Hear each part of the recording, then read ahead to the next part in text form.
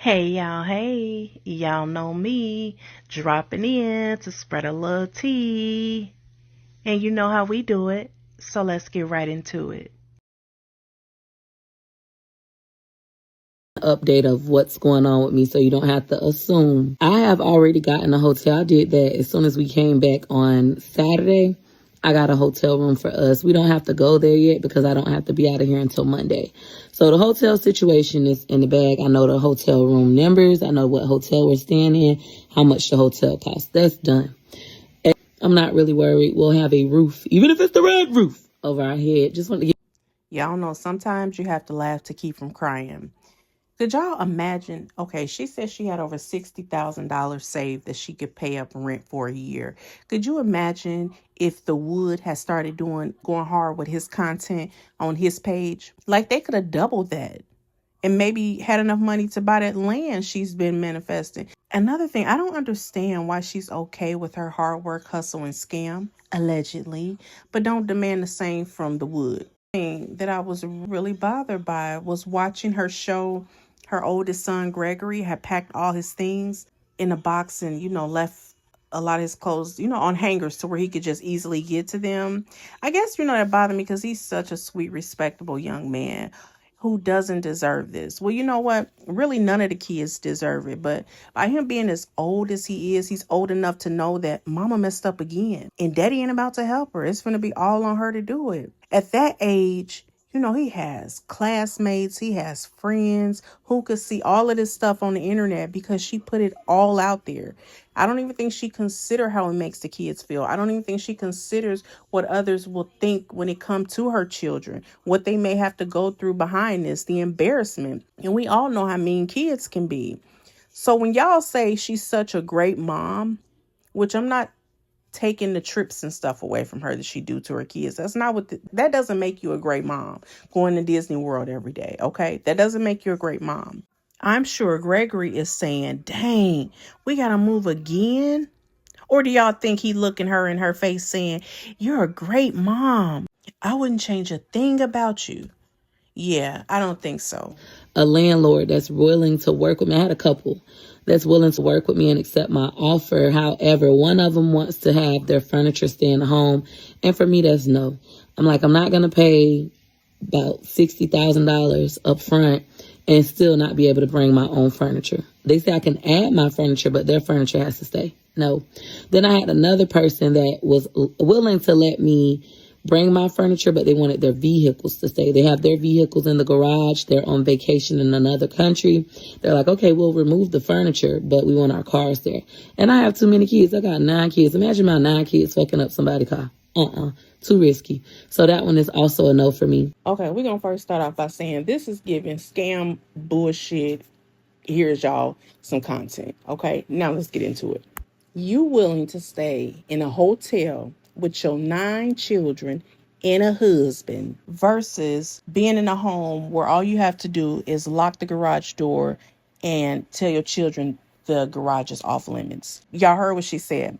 The first property, okay, the furniture. They wanted to leave their furniture there. She was more than welcome to bring her furniture in. Okay, she got 9 kids and a husband. I can see her not, trusting that her kids is going to keep the furniture up and not mess things up. And then she be, held responsible for that. I can see that. Me personally, if it was me, honey, I would still be there. And I would be on a ASS like white on rice, just so I don't have to go to this hotel. But I do understand that. But her second option, they want to leave their vehicles in a garage, and you say you got 9 kids. Imagine them effing up somebody's stuff. Put your foot down. The garage is off limits. We don't go in the garage. We don't touch nothing in the garage. And then I'm thinking about when she said she ain't moving into no house and can't bring her own furniture. Honey, you finna live at a hotel with 2 beds. None of your furniture. Did you forget we seen Wood at the storage where all your furniture is about to be? And you don't even know how long you're going to be at the hotel? You don't even make sense. We applying for rental properties, and I'm getting very emotional just going through the income verification part and seeing how much money I make. Like, I make ridiculous amount of money. And the fact that I gambled it, the fact that I didn't stay focused on my goal. The whole purpose of moving to Lakewood Ranch was to not gamble for a year, buy my home cash, because I make more than enough money. But instead, I started back gambling, and I lost it all again. Now, today is day 87 of me being debt-free. I have not gambled in 87 days. My finances look much better. But this challenge of getting somebody to rent to me just because I'm an untrustworthy individual, it's discouraging. I want to cry. I'm like, damn, I made a shit show of my life. But just like I teach in my classes, it's okay. I'm responsible. I am responsible. I am responsible. I forgive myself. I forgive myself. I forgive myself. And I'm going to continue to move on. As much as I would like to lay in a fetal position and just boo cry, especially because I just exposed what I exposed and now motherfuckers using it to kick me while I'm already down. I already expected them to do that. There are plenty other people helping me. I got so many people working on my behalf, and I appreciate the entire Peach Patch that's working on my behalf. I truly, truly appreciate y'all. I've been getting different calls all day, doing all kinds of applications. No matter what, I forgive myself. And I'm going to make better decisions moving forward. This is a very heavy price for me to pay. But the price was necessary in order for me to change. Because without this situation, I would still be in the casino. I wouldn't give a fuck. Nobody could stop me. I don't care. I'm going back to the casino. Now this. And as many of you guys are kicking me while I'm down and thinking it's funny and just, saying so much shit. Fuck y'all. I'm still not going to be humble. I'll never be humble, ho. And she wondered why people was talking about her and wanting to see her fail. I'm glad I'm not one of the ones that want to see her fail. I don't want to see Peach or her 9 kids and has been out on the streets. Okay. But let's get into this. Okay. This is her credit report that she posted. Now, Peach claims to have over 60,000 and she can pay, security deposit twice for a whole, she can pay rent up for a whole year. Y'all look at her credit score. Does this make sense to y'all? This does not make sense. Peach is trolling. Peach want content. Peach want to be able to come on here every day and talk about something to give us something to talk about. And as long as she come on here and do it, I'm going to continue to do it. But don't fall for the okie doke. She even went as far as acting like she didn't even know what Zillow was. Somebody told her to go on Zillow and you pay $35 for an application fee and you can fill out as many applications as you want. I think it's for 30 days, but I think she said 90. But it could be different for different states. But you mean to tell me you didn't know that that's how Zillow worked? The smart lady who teach all these classes. Y'all stop falling for Peach bullshit. Peach, I'm going to leave it for y'all to discuss. I'm moving on to the next story. Yeah, this next story reminds me so much of the Nazara Harris case. It's sad. So on March 16th, Darnell Jones went to his daughter's house with his cousin, his 13-year-old daughter's home. She texted him saying, she called him and said she was afraid and she felt like someone was trying to break in. He arrived at the house with his cousin, and a couple of days later, which would have been Monday, the grandmother reported her missing, which didn't make sense because the children at school said that they seen her at school Monday. So then that's when the grandmother backtracked and said it was Tuesday, which would have been March 18th was the last time that I seen her. Now, y'all, I knew when this story first came out, it didn't make sense to me. Now, they say that the child has a mental disability. So I was trying to figure out why would they leave this child home at night by herself. Her grandmother said she was working overnights. But then I was thinking, so if this child called her dad to say, Dad, I'm afraid it sounds like somebody is trying to break in. You show up with your cousin and you stay for an hour and then you leave. Why would you leave this child home at night and she's already calling you saying that she's afraid? That didn't make sense to me. That's when the story first came out. And I was going to, talk about it. I said, no, I'm going to sit and wait and see how this play out because this is not sounding right. Now, back to the grandma. When she came into place, she claimed she came home. It was after 9 in the morning. And I'm going to put the clip in here of how she said the house was looking when she returned home from work. Instead of her calling her granddaughter's cell phone, she called the school, and the school said that she was not there. So this is when everybody started giving the grandmother side eye.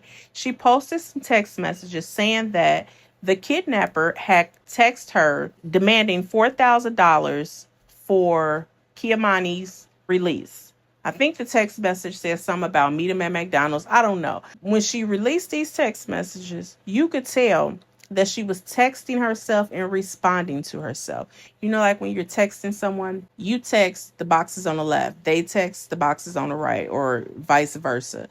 Your text is this color, their text is a different color. Grandma, it just done got it all mixed up and just put it all together. So the whole text thread was her sending the messages and responding to the messages. So that's when everybody started looking at her side eye. Then it was a clip I saw. I'm going to also post that clip where the cousin said she had came to the house and was knocking on the door. They seen her go in and they started knocking on the door and she didn't answer.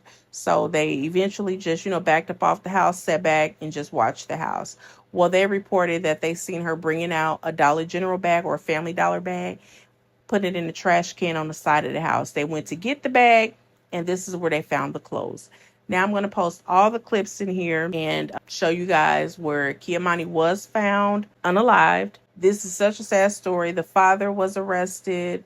Now it's coming out that he really wasn't the biological father, but the grandmother, the adopted grandmother, thought he was. This story is crazy.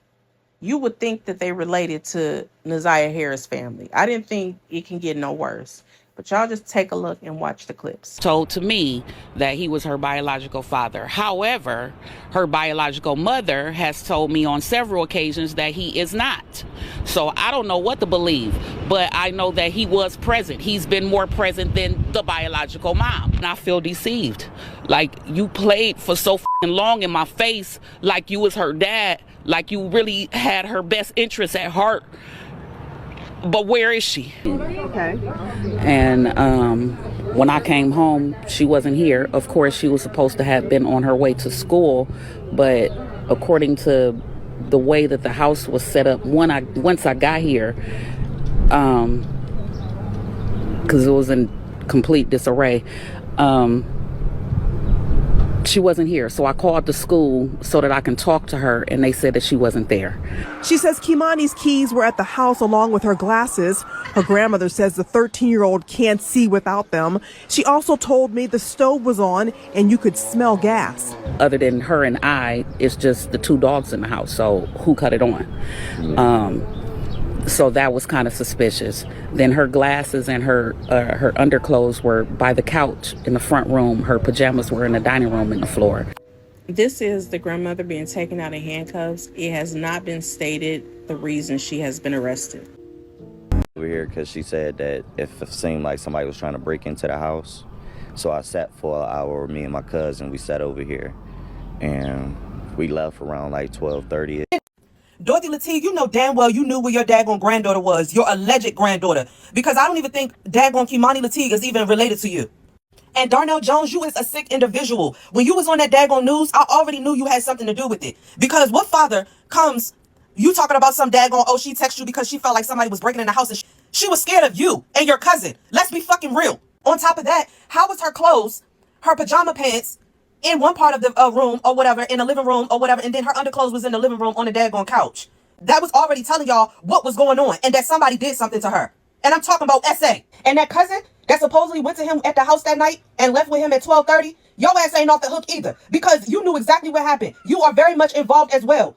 Ain't no way y'all sit here and think that this daggone father did this alone by himself. On top of that, when the cousins was freaking searching for her, they happened to be not too far from the daggone grandmother's house, Dorothy Latigue, and one of the cousins had to go to the bathroom. So they was knocking on the daggone door of Dorothy Latigue and nobody would answer. And then they stepped off, but they saw a light come on upstairs. A few minutes later, they see Dorothy driving up to the house, where she runs into the house and locks the door. So they start knocking again, and she still don't answer. So they stepped off from the daggone house, and they see this lady coming out of the daggone house with a daggone Dollar General bag and threw it in the dumpster. So the cousins went over there and freaking looked in the daggone trash can and opened the bag, and there was gloves and bloody clothes inside that bag that the grandma had threw in the dumpster. How you knew that something would happen to your granddaughter? You knew that those men did something to her. Like, you're sick and you're trifling. And then you're sitting here. I just watched the daggone live. You out there. You the one who called the daggone police and told them what abandoned house her body was in. So how did you give them that information? It's because Dorothy Latigue, you already knew where your granddaughter was at. You knew she was unalive. You knew all of this. So you need to be locked up too, ho. Well, guys, that's all the commentary I have for now. As always, thanks for watching. I will talk to you shortly. Bye. Don't forget to like, comment, share, and subscribe. And hit the notification bell so you can be alerted every time I upload a video.